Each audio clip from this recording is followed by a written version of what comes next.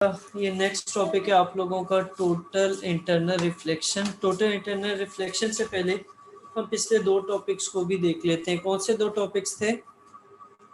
हाँ, एक रिफ्लेक्शन जिनका मैं जिक्र कर रहा हूँ, काफी टॉपिक्स पढ़े हैं लेकिन जिनका मैं जिक्र कर रहा हूँ, एक रिफ्लेक्शन है और दूसरा क्या है? रिफ्लेक्शन। रिफ्लेक्शन में क्या होता था? रे जो है वो दूसरे मीडियम की सरफेस को टकराकर ज्यादातर उसका पार्ट जो है वो वापस उसी मीडियम में चला जाता था। इसको कहते हैं जी रिफ्लेक्शन। ठीक है, कि एक ही मीडियम से गया, टकरा के दूसरे की सरफेस को टकराकर वापस जो है वो बाउंस बैक कर जाता है, इसको रिफ्लेक्शन कहते हैं। और अगर आप रिफ्लेक्शन की बात करते हैं तो उसमें क्या होता था कि एक मीडियम से रे आती थी, दूसरे में पेनिट्रेट करती थी और उसकी स्पीड और डायरेक्शन थोड़ी सी चेंज होती थी और फिर वो अपना रास्ता बदलते हुए जो है वो दूसरी साइड से एग्जिट कर जाती थी। तो उसको हम क्या कहते थे? रिफ्रैक्शन कहते थे। ठीक है, रिफ्रैक्शन में जो आपके मीडियम थे वो दो किस्म के थे। एक जो था वो लेस डेंस था और एक मोर डेंस था, यानी दोनों की डेंसिटी में फर्क था। ठीक है, तो अब हमारे नेक्स्ट टॉपिक की तरफ, थर्ड टॉपिक है आप लोगों का मेन टॉपिक जिसे मैं कहूँगा वो है जी total internal reflection. Total internal reflection में अगर आप रेस का और इन चीज़ों का बिहेवियर देखते हैं तो इसका बिहेवियर किस तरह का होता है, मैं आप लोगों को यहाँ पे बनी हुई डायग्राम जो है उन्हीं का एनालिसिस कर दूंगा और वहीं से जो है वो फिर हम ऊपर से रीड भी कर लेंगे, तो हमारा इंशाल्लाह ये टॉपिक भी अच्छे तरीके से कवर हो जाएगा। पहले देखते हैं, पहली वाली डायग्राम देखते हैं तो उसमें क्या है, उसमें एक इंसिडेंट रे आ रही है। इसमें एक इंसिडेंट रे आ रही है, ये रही।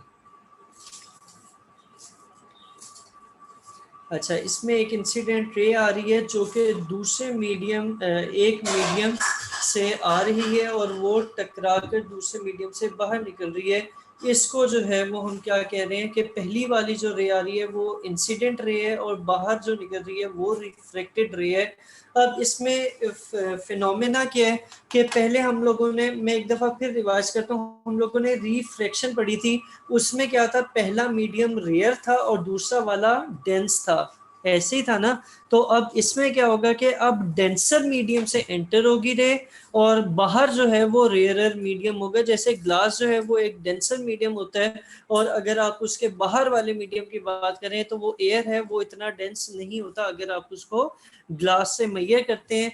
और इसमें जो फिनोमेना होते हैं हम उसको रीड करते हैं। वो कह रहे हैं कि जब व्हेन अ रे of light traveling in denser medium enters into a rarer medium, it bends away from the normal। कि जब भी एक इंसिडेंट रे आएगी किससे, एक डेंसर मीडियम से किसकी तरफ आएगी, रेयरर मीडियम की तरफ आएगी, तो वो नॉर्मल से दूर हटेगी और इस फिनोमेना को हम रिफ्लेक्टेड रे कहेंगे। ठीक है, कि वो अब नॉर्मल इसमें कहाँ है, नॉर्मल मैंने आप लोगों को ड्रॉ करना भी सिखाया था कि ये जहाँ पे ये सरफेस से टच हो रहा होता है उस साइड पर 90 डिग्री के एंगल पे जो लाइन बनती है उसे क्या कहा जाता है, नॉर्मल कहा जाता है। और अगर आप इसका बिहेवियर देखें तो ये इस तरफ को बेंड कर रही है, इस तरफ को अपनी डायरेक्शन की तरफ जा रही है, तो हमने इसको क्या कहा कि ये रिफ्लेक्शन शो कर रही है।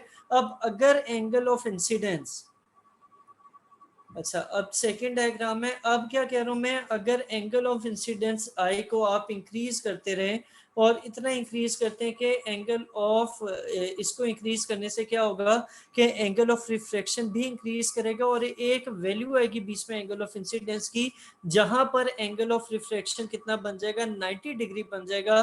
तो अब क्या होगा, जब उसका एंगल 90 डिग्री बनेगा तो एंगल ऑफ इंसिडेंस जो है वो रिफ्लेक्टेड रे को वापस रेयरर मीडियम में ले आएगा और रेयरर मीडियम में लेगा और उस एंगल को हम क्या कहते हैं, 90 डिग्री कहते हैं। अब जैसे आप लोगों को मैंने क्या बताया था, मैंने आपको बताया था कि आप जैसे, अच्छा इसको हम जैसे जैसे किस तरफ मूव करते हैं, हम देखिएगा जरा, ये इंसिडेंट रे को इस तरफ करेंगे तो ये वाली रे इस तरफ को टर्न होती रहेगी।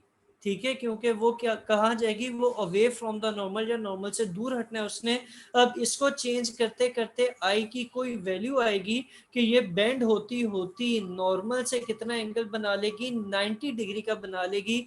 तो 90 डिग्री के बाद इसने क्या करना है कि इसने बेंड करके वापस जो है वो डेंसर मीडियम यानी ग्लास में ही आ जाना है। और इस एंगल को, ये जो आई की वैल्यू है जहां पर आपका रिफ्रैक्टेड एंगल या जो बेंडिंग है वो 90 डिग्री से ज्यादा हो रही है, इसको क्या कहा जाता है, इसको क्रिटिकल एंगल कहते हैं। जब एंगल ऑफ इंसिडेंस बराबर या बड़ा हो जाएगा किससे, क्रिटिकल एंगल से, तो कोई रिफ्लेक्शन नहीं होगी और सारी की सारी जो लाइट है वो वापस डेंसर मीडियम में आ जाएगी। इस फिनोमेना को टोटल इंटरनल रिफ्लेक्शन कहते हैं।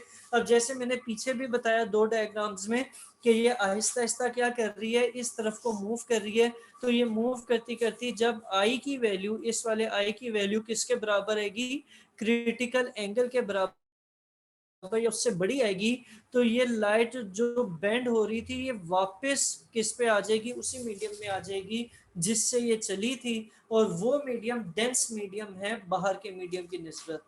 ठीक है, तो इस फिनोमेना को जब वो बेंड करके वापस डेंसर मीडियम में आ रही है, इस फिनोमेना को टोटल इंटरनल रिफ्लेक्शन कहते हैं। ये तीन डायग्राम्स की मदद से थोड़ी बहुत अंडरस्टैंडिंग हुई है या नहीं हुई, ये बताएं मुझे। हाँ, हो गई है।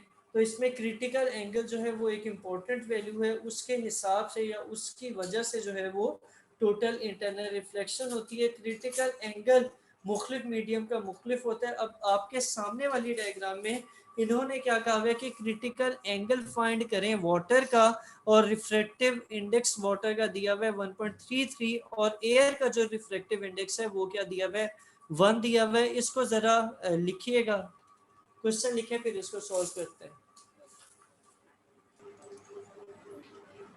अच्छा, एग्जाम्पल 12.4 मैं आप लोगों को बता रहा था।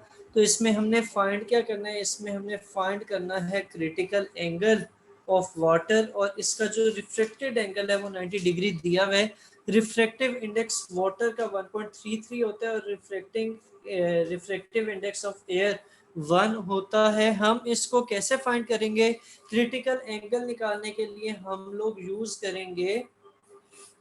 यूज करेंगे स्नेल्स लॉ। स्नेल्स लॉ क्या होता था, sine are divided by sine i equals to n. यहाँ से अगर आपने आई साइन आई की वैल्यू निकालनी है, आप इसको पूरे को सॉल्व करें, एन और साइन आई, यानी ये आपकी इक्वेशन क्या थी, इधर देखिएगा जरा, N equals to sine are divided by sine I. ठीक है, अब ये आई को इस साइड पर इससे मल्टीप्लाई करें तो ये लेफ्ट साइड बन जाती है जो पिंक कलर में नजर आ रही है, और वो क्या लिखी हुई है, वो लिखी हुई है n sine i equals to sine r. ठीक है, आर की वैल्यू उन्होंने 90 डिग्री दिया हुआ है, साइन 91 के बराबर होता है, तो एन साइन आई की वैल्यू क्या आ जाती है, मैं इसे फिर क्लियर करता हूँ और आपको दिखाता हूँ। एन साइन आई की वैल्यू आपके पास 1 आती है, एन साइन आई की वैल्यू क्या आती है, 1 आती है। और इसको जब आप आगे मजीद सॉल्व करते हैं, क्योंकि एन की वैल्यू वाटर का उन्होंने क्या दिया हुआ है, रिफ्रैक्टिव इंडेक्स दिया हुआ है, एन की वैल्यू उन्होंने 1.33 दी हुई है, तो यहाँ से साइन आई क्या बनेगा, 1 डिवाइडेड बाय 1.33। ठीक है, कैलकुलेटर है पास, करें जरा। क्या मतलब, ऊपर दी हुई है ना, साइन आए तो हमने वहां से आई निकालना है तो निकाल लेंगे। आर की वैल्यू रिफ्रैक्टेड एंगल ऊपर क्वेश्चन में दिया हुआ है 90 डिग्री है।